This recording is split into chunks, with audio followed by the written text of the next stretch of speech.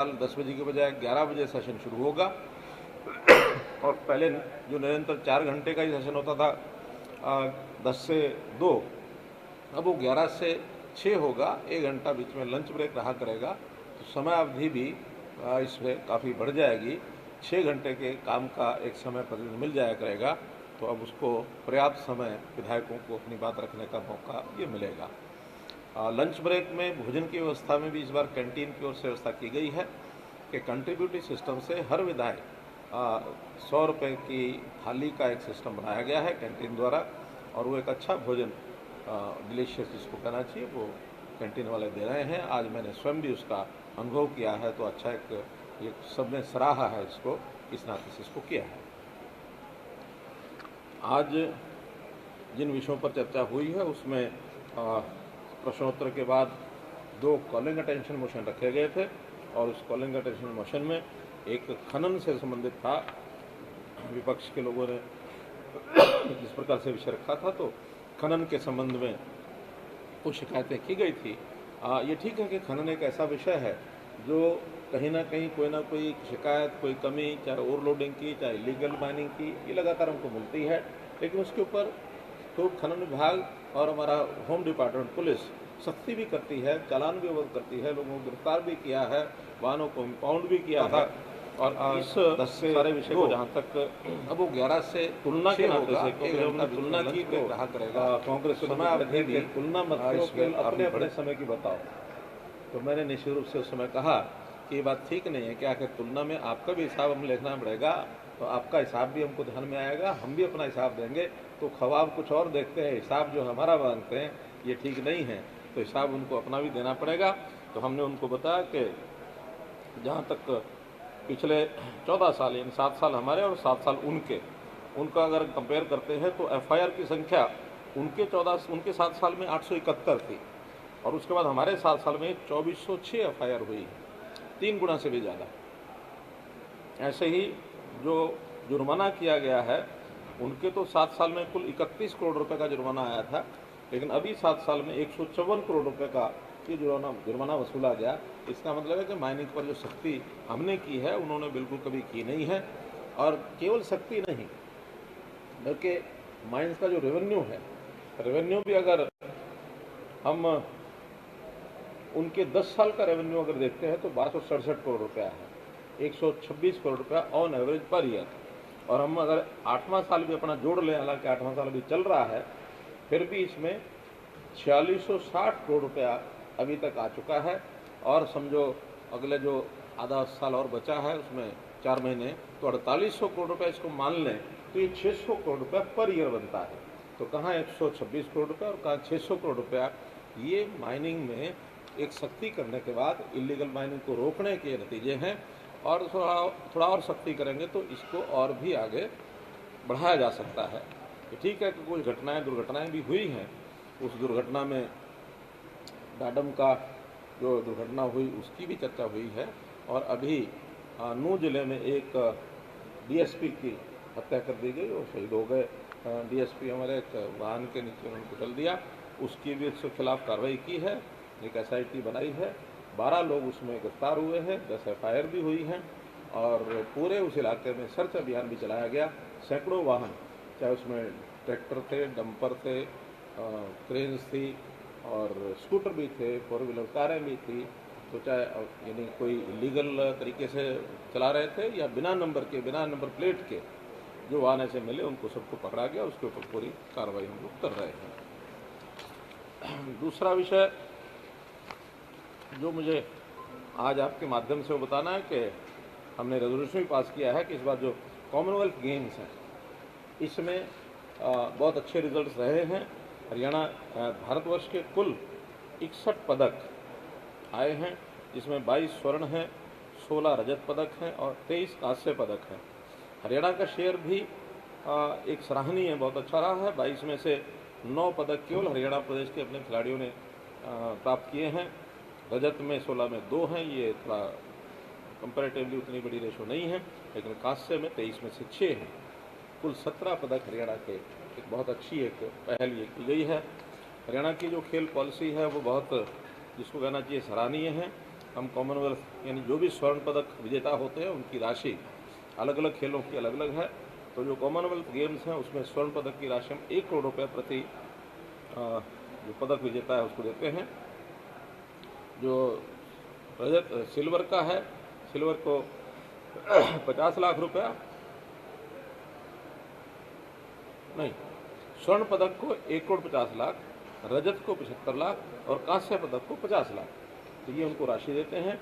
एक नई भी हमने एक सराहनीय चीज़ और की है कि जो फोर्थ है, यानी कांस्य पदक में भी जो सामने जीत नहीं पाता किसी कारण से, उसकी मेहनत कम नहीं होती है, तो उसको 15 लाख रुपया, हालांकि एक ही खिलाड़ी हैं जो चौथे स्थान पर आए हैं, पार्टिसिपेंट्स जितने भी हैं वो सब 7.5 लाख रुपये उनको देते हैं।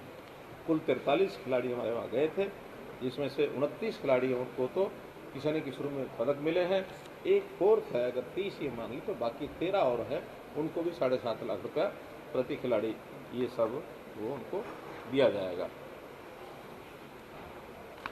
इसी प्रकार एक विषय जो सर्वसम्मत रेजोल्यूशन पास किया गया है वो है पंजाब विश्वविद्यालय चंडीगढ़ में हरियाणा की भागीदारी। बहुत पहले हरियाणा की भागीदारी इसमें होती थी, लेकिन 1997 में किन्हीं विशेष कारणों से ये भागीदारी खत्म की गई थी।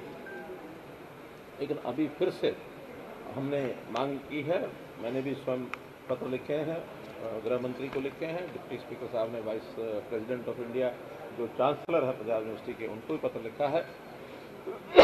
नॉर्थ रीजनल काउंसिल की मीटिंग में भी हमने विषय उठाया था, आज भी उसको सर्वसम्मति से पारित किया है हमने। और इसका जो खर्च भी है वो पहले हम जो देते थे बाद में बंद कर दिया गया, अब हम उसका खर्च भी पूरा देने के लिए तैयार हैं।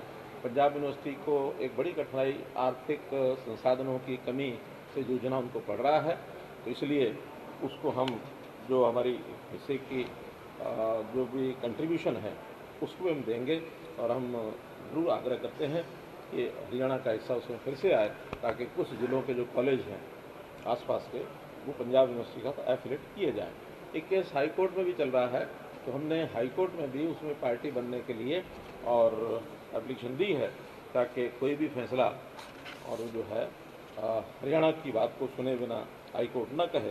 हाई कोर्ट ने एक टिप्पणी की है कि क्यों ना इसको केंद्रीय यूनिवर्सिटी बना दी जाए, हम उसके हक में नहीं है। हम तो कहते हैं कि अभी जो स्टेटस पहले था इसमें हरियाणा, पंजाब और दिल्ली, चंडीगढ़, हरियाणा, पंजाब और चंडीगढ़, ये तीनों का ही इसमें शेयर रहना चाहिए, उसी को लेकर के हम आगे बढ़ेंगे।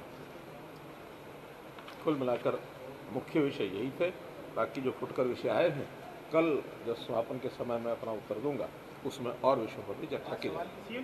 सम्मान समारोह खिलाड़ियों के लिए कब किया जाना है, इतनी बड़ी उपलब्धि है, वापस लौट रहे हैं तो फिर एक बार उनसे भी देखा जाएगा कि उनके आने के बाद कार्यक्रम क्या क्या होंगे। हमारा सेशन भी कल खत्म होगा, इस पर विचार करेंगे। दो मुद्दे कहीं नहीं साहब जो आपने आंकड़े रखे हैं, चाहे आज खनन के मामले में पूर्व की सरकार के साथ तुलनात्मक आंकड़े हो, या फिर कल गृह मंत्री ने जो क्राइम के आंकड़े पिछली सरकार के तुलनात्मक आंकड़े थे, जब भी तुलनात्मक आंकड़े रखते हैं आप किसी भी सेशन में, तो विपक्ष बहुत ज़्यादा शोरगुल का माहौल पैदा करता है। विपक्ष को ये रास क्यों नहीं आते आंकड़े? आखिर कुल मिला के आंकड़े जो हैं कभी भी एब्सोल्यूट फॉर्म में नहीं होते, आंकड़े प्रतिशत फॉर्म में होते हैं, क्योंकि हर चीज़ कभी न कभी बढ़ती रहती है और कभी कभी मानो कोई एक आध चीज़ ऐसी है एब्सोल्यूट आंकड़े में ज़्यादा भी होगी, लेकिन in comparison to the last वो कितनी बढ़ी है, हमेशा हमेशा जो मूल्यांकन किया जाता है वो प्रतिशत में किया जाता है। तो हमने प्रतिशत के हिसाब से जब उनको बताया तो उनका जो 7 साल में जितना कानून व्यवस्था बढ़ी, यानी 2005 से लेकर के 2014 तक, उसकी परसेंटेज के मुकाबले अब जो 2014 में हमने टेक ओवर किया तब से लेकर के और 2021 तक जो भी आंकड़े थे उसमें बहुत बड़ा अंतर था। कांग्रेस के समय में ये मान के चलो कि लगभग 150% यानी लॉ एंड ऑर्डर की स्थिति जो बिगड़ी थी आंकड़ों के हिसाब से, अब हमारी वृद्धि इन 7-8 सालों में 60% है। इसलिए वो आंकड़े उनको सूट नहीं करते हैं, तब शोर करते हैं हमारी बात क्यों करते हो, 8 साल में तो आप बैठे हैं, भाई 10 साल आप भी रहे, 8 साल हम भी रहे, आखिर आबादी भी बढ़ रही है, बाकी भी सारी चीज़ें, तो ये लॉ एंड ऑर्डर के आंकड़े बढ़ते नहीं, ऐसा नहीं है, पहले भी बढ़ते रहे हैं, अब भी बढ़ते रहे हैं। किस दर से पहले बढ़े हैं, किस दर से अब बढ़े हैं, आबादी भी बढ़ रही है, वाहन भी बढ़ रहे हैं और तरह तरह की बाकी चीज़ें भी जो बढ़ रही हैं, उसमें बढ़ना तो कहीं भी रुकेगा ऐसा नहीं है, लेकिन गति बढ़ने की क्या है। हाँ, कुछ चीज़ें ऐसी हैं जिसके अंदर हम यानी अपनी एक्टिव जो है प्रोएक्टिविटी दिखाते हैं, जैसे एनडीपीएस है। एनडीपीएस में नारकोटिक्स के खिलाफ जो भी केसेस हैं वो स्वाभाविक है, जितने हम ज़्यादा बनाएंगे उतना कंट्रोल बनेगा। अब वो एफआईआर ज़्यादा होनी ही होनी है। अब उसको इस समय अगर ज़्यादा हमने की है तो प्रोएक्टिव होकर के वो हमारी उपलब्धि है कि एनडीपीएस में जो इस प्रकार के नारकोटिक्स के पहले वो खुले रूप से उन चीज़ों को चलने देते थे, रोकते नहीं थे, हम रोकते हैं तो एक्शन ज़्यादा लेते हैं। ऐसे ही आर्म्स एक्ट में भी जितने इलीगल आर्म्स हैं उनके खिलाफ कड़ी कार्रवाई हमने की है, तो एफआईआर तो उसकी बढ़ेगी ही। अगर हम ढिलाई बरतेंगे तो एफआईआर नहीं होंगी, हमने उसमें भी एफआईआर ज़्यादा की है। तो इसको अपने अपने तरीके से वो सोचते हैं, इसलिए उनको सोचने की कोई ज़रूरत नहीं है। हम हर विषय से जो हमारे समय की है या उससे पिछले समय की है, सब चीज़ों पर सख्ती से कार्रवाई। रेवेन्यू के आंकड़े भी रखे थे आपने, रेवेन्यू भी पिछले 7 सालों में ज़्यादा हुआ है। मैंने बताया अभी, आंकड़े रखे। हाँ मैंने बताया कि उनके 10 साल में जो 126 करोड़ रुपया प्रति वर्ष ये उनको मिला है और हमें रेवेन्यू के अंदर लगभग 600 करोड़ रुपया प्रति वर्ष ये रेवेन्यू है। यानी एक प्रकार से 5 गुना 5 टाइम्स जो रेवेन्यू है वो उनके समय का हमारे समय में ज़्यादा बढ़ा है। तो कैसे कह सकते हैं कि माइनिंग इलीगल हो रही है। हाँ, इलीगल बिल्कुल बंद हो गई है, हमारा दावा नहीं है। हम इस पर और भी सख्ती करेंगे और आज जो 600 करोड़ रुपया प्रति वर्ष है इसको बढ़ा करके और आगे लेके जाएंगे। धन्यवाद। रिपोर्ट्स को लेकर के एक मंथन जो होता है, कहीं ना कहीं आप खुद कहते हैं कि सार्थक अगर कोई सलाह है तो उसको मानते हैं। 2 दिन की कार्रवाई में सर आप क्या देखते हैं, कोई ऐसे जो टेक अवे थे जिस पर सरकार आगे बढ़कर कहीं ना कहीं जनहित के लिए इस पूरे मंथन में निकल कर आया हो, जनता के लिहाज से? देखिए, हाँ कई विषय, जैसे मानो आज कुछ बीबी बत्रा ने कुछ चीज़ों को ठीक करने के लिए अच्छे सुझाव दिए, खासकर माइनिंग में दिए। हमने कहा ठीक है, आपके अच्छे सुझाव हम मानेंगे। जैसे अब ये पंजाब यूनिवर्सिटी में हिस्सेदारी, क्योंकि हम तो पहले अपनी कार्यपद्धति अपनी सारी जो कार्यपद्धति में हमने ये चीज़ 2 बार 3 बार 4 बार उठाई है, लेकिन आज जो नेता विपक्ष की नेता नहीं यानी विपक्ष की जो शिक्षा मंत्री पहले रही, पूर्व शिक्षा मंत्री, उन्होंने ये प्रस्ताव रखा तो हमने सर्वसम्मति से उसको पारित किया। तो इसलिए कोई विषय है जो स्टेट के इंटरेस्ट में सबको मिलकर रखते हैं, विपक्ष भी अगर अच्छा रखती है हम उसका समर्थन भी करते हैं और कुछ सुझाव अच्छे आते हैं तो उसको हम फॉलो भी करते हैं। बिहार के अंदर जो राजनीतिक घटनाक्रम हुआ है, रिजाइन कर दिया नीतीश कुमार ने, सर बीजेपी के साथ गठबंधन तोड़ दिया, उस पर आपकी क्या? देखिए, हम अपने कामों में इतने व्यस्त होते हैं और देखिए मेरे लिए जब तक मैं हरियाणा का मुख्यमंत्री हूँ तो हरियाणा ही मेरे लिए दुनिया है। धन्यवाद।